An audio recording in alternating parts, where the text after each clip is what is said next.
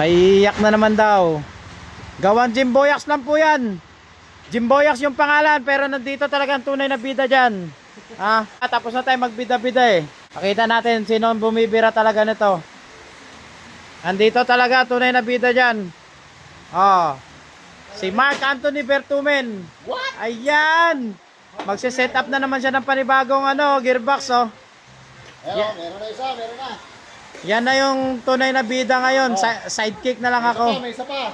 Yan, kita nyo, Yan ang gumagawa sa atin ng ng manibela.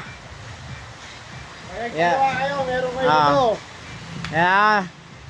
Yan ang tunay na bida dyan, yung gumagawa natin ng gearbox. Kung magtatanong kayo, dyan na kayo magtanong. Bahala kayo, tuturuan nyo ba kayo? Ito lang puhunan yan sa bawat gawa yan, Yung turnuhan na yan, vintage yan.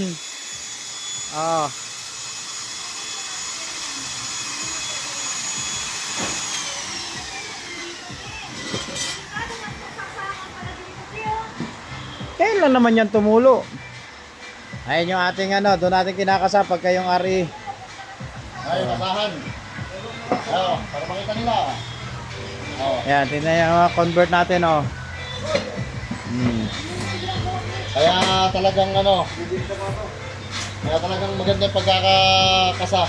Dahil RE din yung inaano natin. Yan. Tira chamba yan pero nauulit.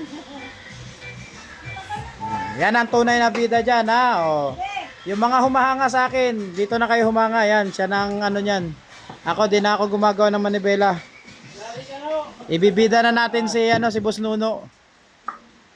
Kaya kung gusto niyo mabilis ng kung gusto niyo mabilis ang gawa, alam niyo na sinong lalapitan niyo. Ayan. Eto, lapitan niyo pag pumunta kayo sa shop, dito na kayo dumiretso kaagad. Bulungan niyo lang ako, bulungan niyo lang. Bulungan niyo lang. Sabay konting kiliti. Pwede nga, Makita sa CCTV, may CCTV. Kailangan pasimplihang abot lang. Para walang manghingi. Tingnan natin, sabi nila, ay seryoso pala yun. Doon na tayo. Ayan na. Okay. So gagawa na naman ng panibagong si Boss Nuno. Boss Nuno lang sa kalam. Yan ang ating boy kalikot dito. Yan ang ating gearbox specialist natin yan. So hindi mo na siya magpapadisturbo sa ngayon dahil nakapokus siya. Puro gearbox ang gagawin. Yan. Wiring lang yan siya. Tingnan nyo naman gaano kakomplikado ang iwa-wiring yan para lang matrabaho yung Di ba? Pansit Canton. Sige mga boss, alam na. Sino ko kontakin nyo? PM Miss Taki. PM kayo kay Mark Anthony. Sige mga boss.